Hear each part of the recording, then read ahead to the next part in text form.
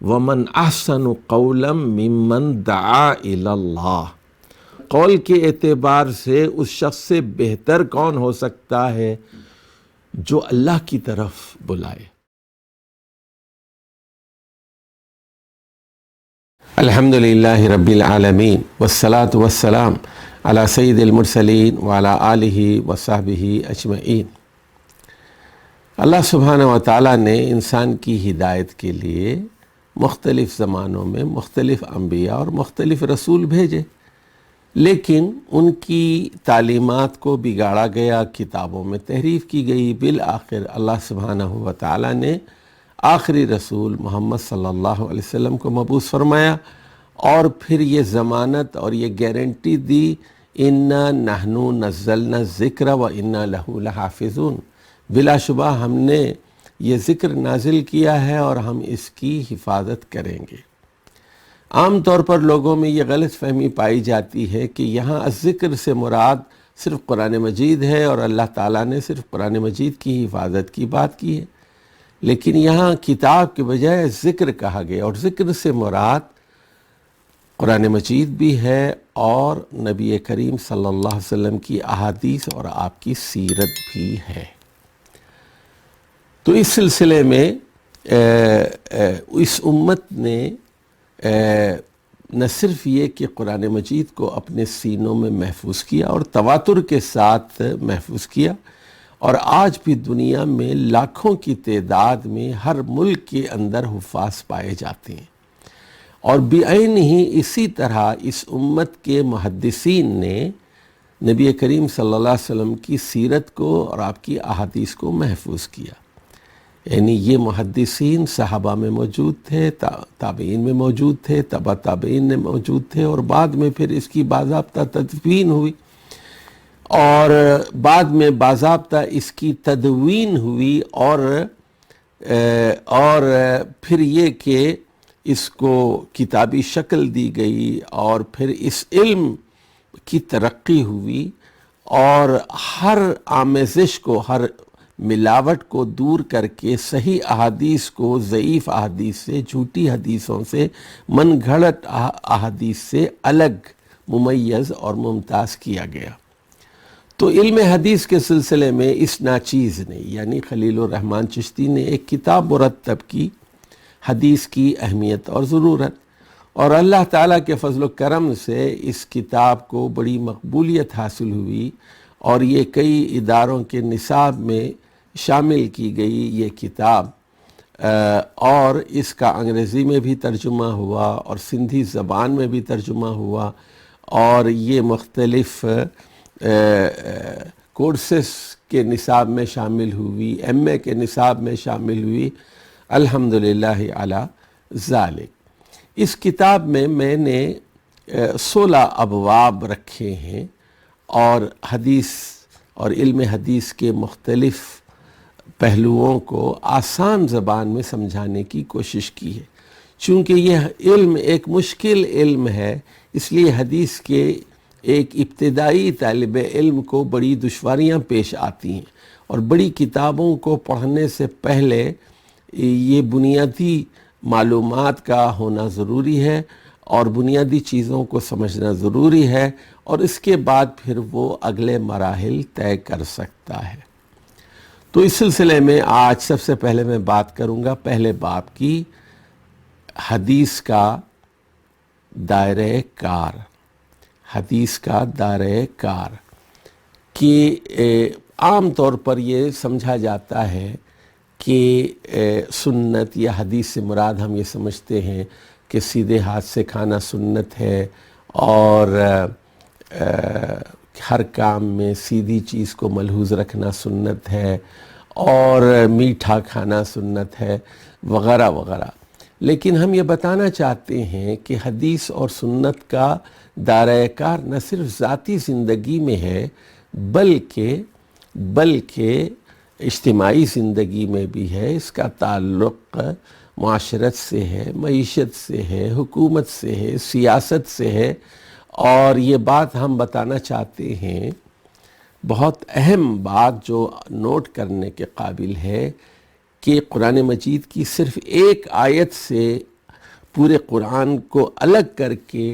کوئی مفہوم برآمد نہیں کیا جا سکتا۔ بالکل اسی طرح حدیث کے نظام سے ایک حدیث کو الگ کر کے آپ کوئی رائے قائم نہیں کر سکتے، یعنی قرآن اور حدیث دونوں کو جمع کرنا ہوگا، ایک پہلی بات ہو گئی۔ دوسری چیز یہ کہ تمام آیات پر آپ کی نگاہ ہو اور تمام احادیث صحیحہ پر آپ کی نگاہ ہو، اور ہر آیت اور ہر حدیث اس پورے نظام کا ایک حصہ ہوتی ہے، یعنی اس سے آئسولیٹ کر کے، اس سے الگ کر کے اگر کوئی مضمون آپ برآمد کریں گے تو آپ ٹھوکر کھائیں گے، خود بھی گمراہ ہوں گے اور دوسرے لوگوں کو بھی گمراہ کریں گے۔ دیکھیے، حدیث کی ایک مشہور کتاب ہے اور سب سے اہم ترین کتاب ہے اور صحیح ترین کتاب ہے، جسے صحیح بخاری کہتے ہیں۔ تو پہلے ذرا اجمالی طور پر اس بات کا جائزہ لیجئے کہ اس کے ابواب کی کیا فہرست ہے، یعنی صحیح بخاری کے کتنے چیپٹرز ہیں اور ان کے کیا مضامین ہیں۔ تو اس سے آپ کو احادیث کی ڈائیورسٹی کا علم ہوگا، یعنی اس کا تنوع کیا ہے اور کن کن قسم کی احادیث ہمیں ملتی ہیں۔ دیکھیے 87 اس کے ابواب میں سے پہلا باب آپ کو ملتا ہے آغاز وحی کے بارے میں، دوسرا باب اس کا ایمان کے بارے میں ہے، اور تیسرا باب علم کے بارے میں ہے، چوتھا، پانچواں، چھٹا اور ساتواں طہارت سے متعلق ہے، وضو، غسل، حیض اور تیمم کے احکام بتائے گئے ہیں۔ اس کے بعد نماز کے بارے میں کچھ ابواب ملتے ہیں آپ کو، نماز کے اوقات، اذان، نماز کا طریقہ، نماز جمعہ، نماز خوف، عیدین کی نماز، وتر کی نماز، بارش کی نماز، کسوف کی نماز، پھر سجدہ تلاوت، مسافر کی نماز، تہجد کی نماز، نماز کی فضیلت، نماز میں عمل کثیر، سجدہ سہو اور نماز جنازہ سے متعلق احادیث ملتی ہیں آپ کو۔ اس کے بعد آپ دیکھیے زکوٰۃ کے بارے میں ایک بہت بڑا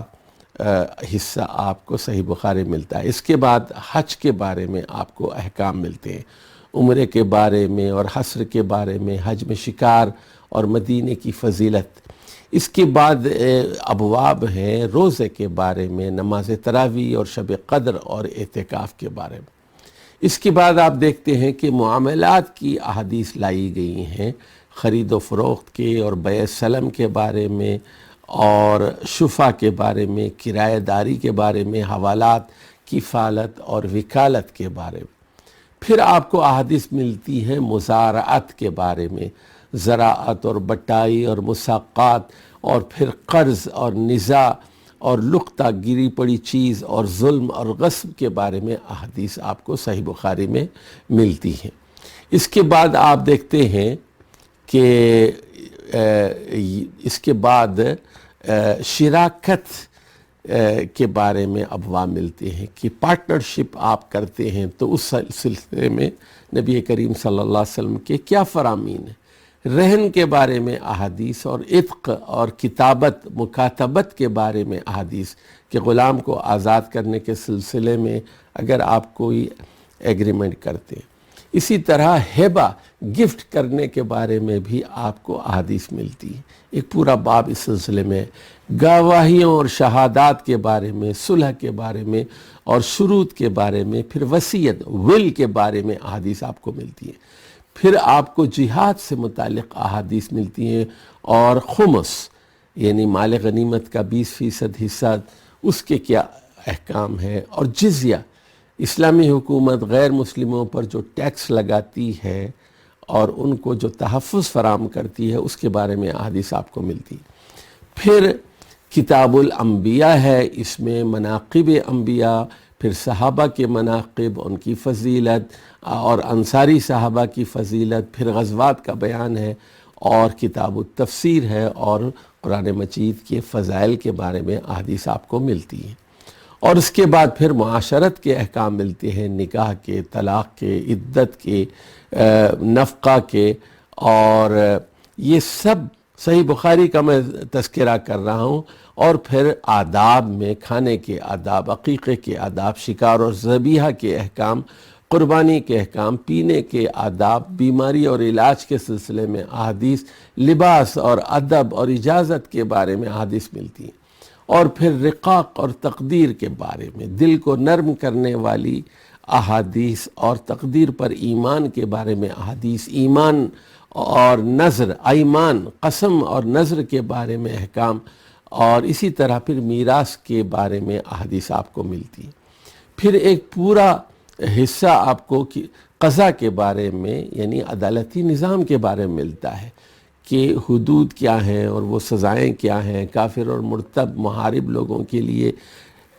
نبی کریم صلی اللہ علیہ وسلم نے کیا ہدایات دی ہیں، دیت کے کیا احکام ہیں، خون بہا اور بلڈ منی کے سلسلے میں، استتابت یعنی کوئی توبہ کرتا ہے پھر اس کے کیا احکام ہیں، مرتد کی توبہ کے کیا احکام ہیں، اور خوابوں کی تعبیر کے بارے میں آپ کو ابواب ملتے ہیں۔ اور صحیح بخاری کے بالکل آخر میں آپ دیکھیں گے کہ فتنوں کا بیان ہے، قیامت سے پہلے آنے والے واقعات کا بیان ہے، پھر احکام حکومت ہے کہ امیر کس کو بنایا جائے گا، خلیفہ کس کو بنایا جائے گا، اس کی کیا کوالیفیکیشن ہے، اور اخبار الاحاد کے بارے میں احادیث آپ کو ملتی ہیں، اور قرآن و سنت سے چمٹنے اور اس سے تمسک حاصل کرنے کے بارے میں احادیث ملتی ہیں۔ سب سے آخر میں امام بخاری نے ان احادیث کو جمع کیا ہے جو توحید سے متعلق ہے۔ تو یہ جو ابواب کے عنوانات میں نے گنوائے ہیں، تو اس کا مقصد یہ ہے کہ احادیث کے بارے میں پہلے تو آپ یہ اچھی طرح سمجھ لیجئے، جان لیجئے کہ یہ احادیث طہارت کے بارے میں بھی ہے، نماز کے اور زکوٰۃ کے اور حج کے اور روزے کے اور عبادات کے، اور یہ معاشرت کے بارے میں بھی ہے، اخلاقیات کے بارے میں بھی ہے، حکومت کے بارے میں بھی ہے، قانون کے بارے میں بھی ہے، عائلی زندگی کے بارے میں بھی ہے، جہاد کے بارے میں بھی ہے، اور غرض معاملات، لین دین، رہن، سود، وصیت، وراثت، زندگی کا کوئی گوشہ ایسا نہیں ہے جس میں احادیث کے اندر ہمیں ہدایات ملتی ہیں کہ کس طرح ایک مسلمان زندگی گزارے۔ دیکھیے یہاں آپ کو ہم ایک چارٹ دکھا رہے ہیں، ایک نقشہ، ایک ہی نظر میں، اسلام ایک نظر میں، ذرا اس کو اچھی طرح دیکھ لیجئے۔ درمیان میں آپ دیکھیں گے کہ یہ سرخ رنگ کے اندر لکھا ہوا ہے عقیدہ توحید۔ تو اسلام کی بنیاد عقیدہ توحید پر ہے، لا الہ الا اللہ، اور اس کے بعد آپ دیکھیں گے کہ ایمانیات ہیں، ایمانیات میں توحید اور رسالت اور آخرت اور فرشتے اور کتابوں اور تقدیر اور دیگر تمام چیزوں کا تذکرہ آتا ہے۔ اللہ پر ایمان، اللہ کی وحدانیت پر ایمان، تمام رسولوں اور پیغمبروں پر ایمان، تمام فرشتوں پر ایمان، قیامت کے دن پر، جنت، دوزخ، آخرت، قبر کی زندگی پر ایمان، اور اسی طرح تمام کتابوں پر ایمان، تقدیر پر ایمان وغیرہ وغیرہ۔ تو کلمہ توحید کے بعد جو سب سے اہم بات ہے وہ جو ایمانیات ہے، اس کے بعد عبادات ہیں جس میں 4 بڑی چیزیں ہیں، نماز، روزہ، حج اور زکوٰۃ۔ اس کے بعد ایک اخلاقیات کا ایک نظام ہے، سچ بولنا چاہیے، جھوٹ نہیں بولنا چاہیے، اور خوش کلامی ہو، نرمی ہو، سختی نہ ہو، حلم ہو، بردباری ہو، اور صبر و شکر ہو، نہ شکری نہ ہو، تواضع ہو، خاکساری ہو، تکبر نہ ہو، دریا دل ہو، فیاضی ہو، دریا دلی ہو، کنجوسی نہ ہو، عدل و انصاف سے کام لیا جائے، ظلم سے بچا جائے، ایثار ہو، استقامت ہو، استقلال ہو، خودداری ہو، عفت اور پاک بازی ہو، بدکرداری نہ ہو، آدمی بزدل نہ ہو، بہادر ہو، شرم و حیا ہو، بے شرمی، بے لباسی نہ ہو، توکل ہو، تقوی ہو۔ یہ ساری چیزیں اخلاقیات کی ہیں جو قرآن اور حدیث دونوں میں بیان کی گئی ہیں۔ پھر اس کے بعد معاشرت ہے، یعنی نکاح کے، طلاق کے، رضاعت کے، مہر کے، میاں بیوی کے حقوق کے، والدین کے حقوق اور رشتہ داروں کے، پڑوسیوں کے، محلے والوں کے، شہر کے اور جانوروں کے، ماحولیات کے، یہ سارا معاشرے کی سارے حقوق بیان کیے گئے۔ اور اس کے بعد پھر معاملات، تجارت، لین دین، شراکت، مداربت، رہن، ہبہ، سود، اور پھر اسی طرح قرض، امانت اور لینڈنگ، عاریت، اجارہ، لیزنگ اور زراعت وغیرہ کے احکام ہیں، اور آخر میں پھر ریاست کے احکام ہیں۔ ریاست کی یہ ذمہ داری ہے کہ وہ نیکی کا حکم دے، برائی سے روکے، نماز قائم کرے اور زکوٰۃ کے نظام کو قائم کرے، اور ریاست فوج کے بغیر نہیں ہو سکتی، خارجہ امور کے بغیر نہیں ہو سکتی، خزانے کے بغیر نہیں ہو سکتی، داخلہ امور کے بغیر نہیں ہو سکتی۔ تو ریاست کا ہونا ایک اہم ضرورت ہے۔ یہ ہے جناب اسلام کا پورا نظام۔ تو اسلام کو دوسرے مذاہب کی طرح ایک محدود مذہب اور ایک محض عبادات کا مجموعہ نہ سمجھا جائے، بلکہ اس کا آغاز کلمہ لا الہ الا اللہ سے ہوتا ہے، اور پھر یہ کہ آخری نبی محمد صلی اللہ علیہ وسلم پر ایمان، فرشتوں پر ایمان، دیگر تمام انبیاء پر ایمان، اور پھر معاشرت اور اخلاقیات، معاملات اور سیاسیات سے ہوتے ہوئے بات ریاست پر ختم ہوتی ہے۔ تو یہ فرد سے لے کر اجتماع تک کی ساری تعلیمات پر مشتمل ایک جامع دین ہے۔ اب میں بڑی تیزی سے آپ کو یہ بتانا چاہتا ہوں کہ انفرادی سنتیں اور اجتماعی سنتیں حدیث میں ہمیں کیا ملتی ہیں، تاکہ آپ حدیث کے دائرہ کار کو سمجھیں، حدیث کہاں کہاں پہنچ رہی ہے۔ حدیث یعنی اس کو صرف ذاتیات تک محدود نہ کیجئے علم حدیث کو، اور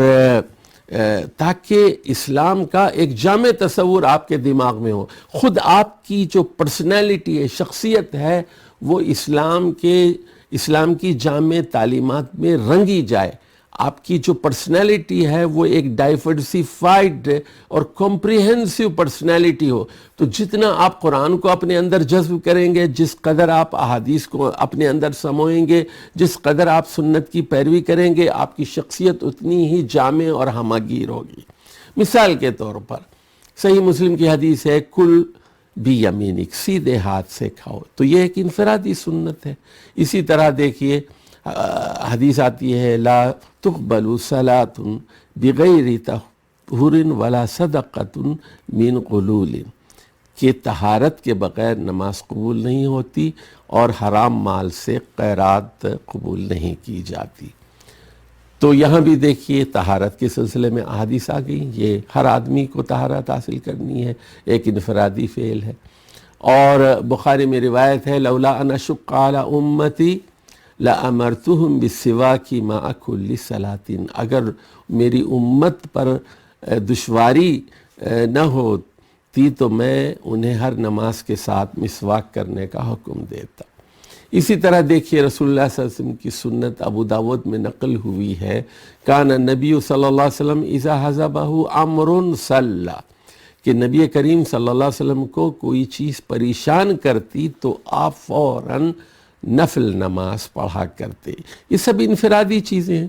جیسے اب دیکھیے صحیح بخاری کی روایت ہے، کان النبی صلی اللہ علیہ وسلم اذا کان یوم عید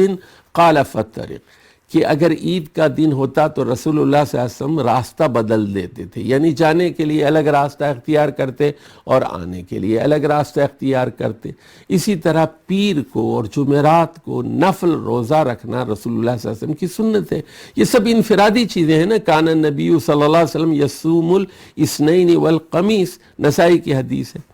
اور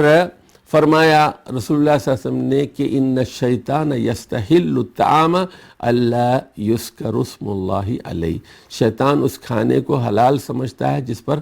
اللہ کا نام نہ لیا جائے، یعنی بسم اللہ کہہ کر کھانا چاہیے۔ اسی طرح ٹیک لگا کر نہیں کھانا چاہیے۔ آپ کی حدیث ہے بخاری میں، لا آکل متکئا، کہ میں ٹیک لگا کر کھانا نہیں کھاتا۔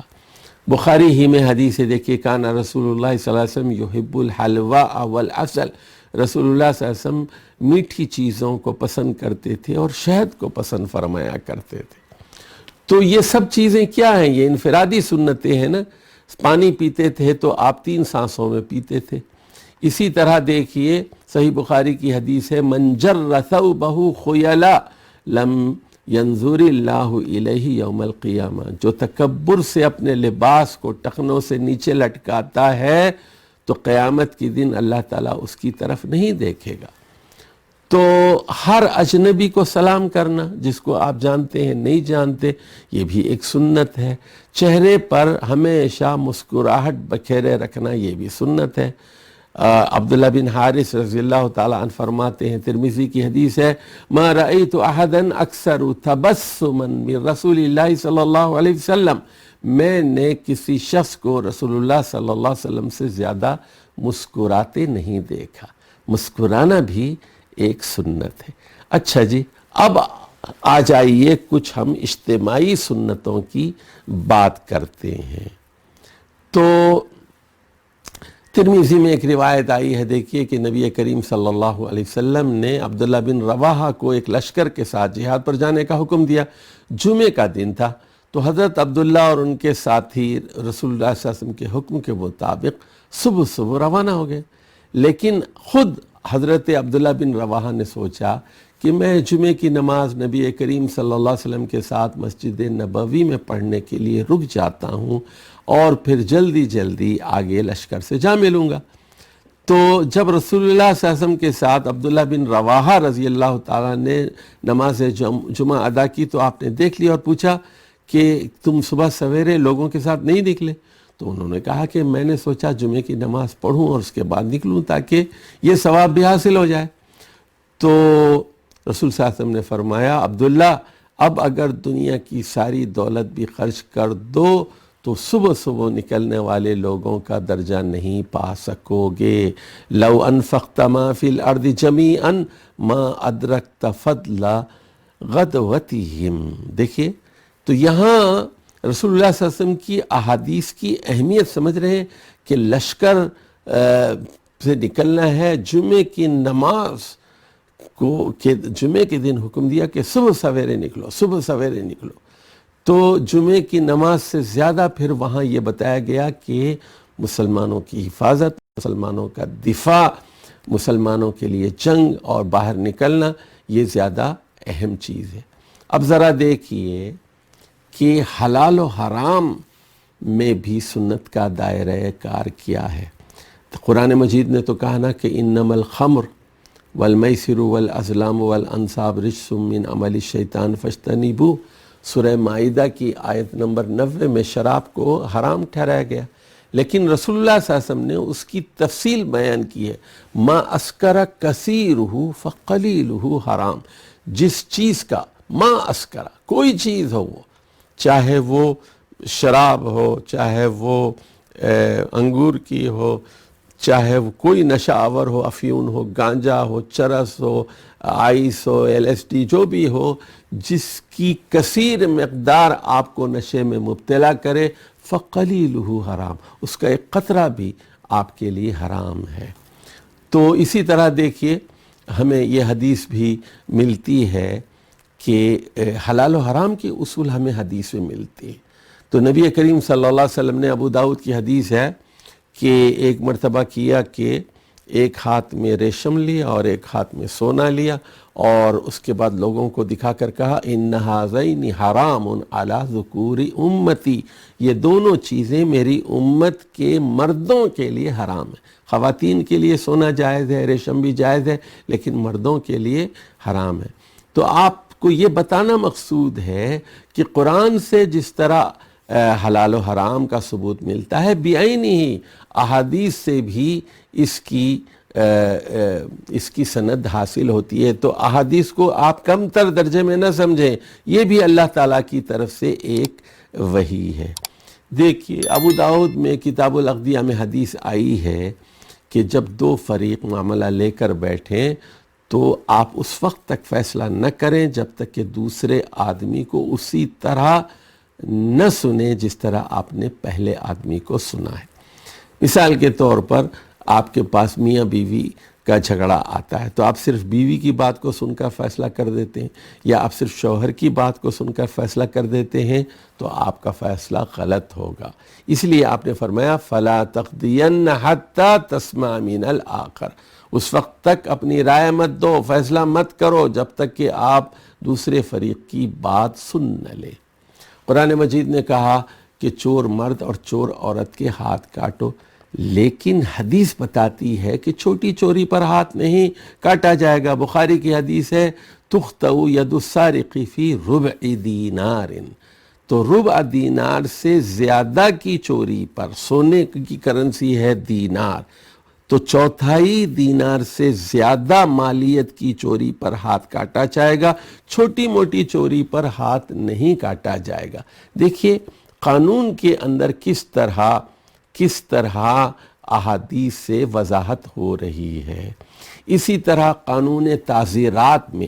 تعزیرات یعنی ڈسکریشنری پنشمنٹ لا میں نبی کریم صلی اللہ علیہ وسلم نے فرمایا، بخاری کی روایت ہے، لا یجلد فوق 10 جلدات الا فی حد من حدود اللہ،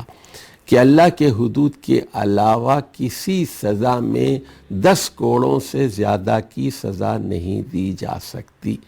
تو یہاں بھی دیکھیے، یہاں بھی حدیث آپ کو قانونی احکام دے رہی ہے، قانونی احکام دے رہی ہے۔ تو ان سب باتوں کا مقصد یہ ہے کہ اجتماعی معاملات میں بھی احادیث کی اور سنت رسول صلی اللہ علیہ وسلم کی بعین ہی وہی حیثیت ہے جو قرآن مجید کی آیات کی ہیں۔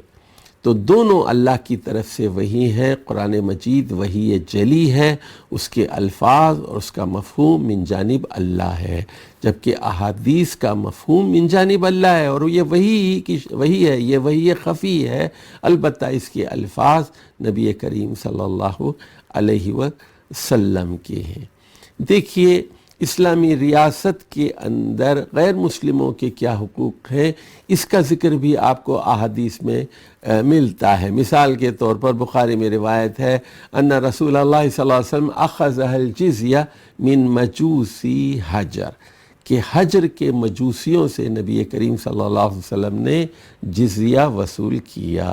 اسی طرح غیر مسلم کی جان محفوظ ہے اسلامی ریاست کے اندر، اور نسائی میں حدیث ملتی ہے من قتل رجلا من اہل الذمہ لم یجد ریح الجنت وان ریحها لیوجد من میسرۃ 70 عاما، جو شخص اہل ذمہ کی، یعنی جو اسلامی حکومت کا غیر مسلم ہے، اس کا قتل کرے گا، وہ جنت کی خوشبو نہیں پا سکے گا، حالانکہ جنت کی خوشبو 70 سال کی مسافت تک محسوس کی جا سکے گی۔ اسی طرح دیکھیے نبی کریم صلی اللہ علیہ وسلم نے دادی کو میت کی وراثت میں سے 6واں حصہ دیا ہے۔ عورتوں کے بارے میں دیکھیے ہمیں اسلامی ہدایات ملتی ہیں۔ بخاری کی روایت ہے کہ رسول اللہ صلی اللہ علیہ وسلم نے خواتین سے کہا کہ قد اذین